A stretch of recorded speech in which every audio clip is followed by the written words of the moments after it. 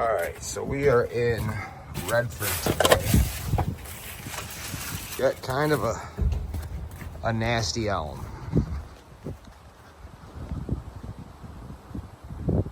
Oh, we got primaries behind it.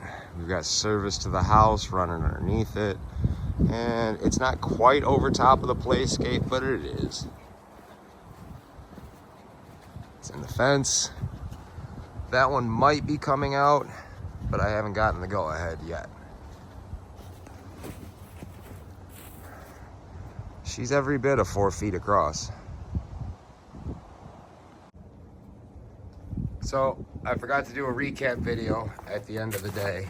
You know, I honestly didn't think I was gonna have that one tree done until tomorrow.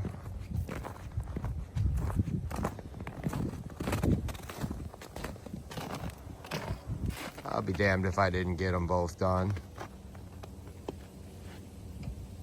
We won't be cleaned up till tomorrow, but I got them both done.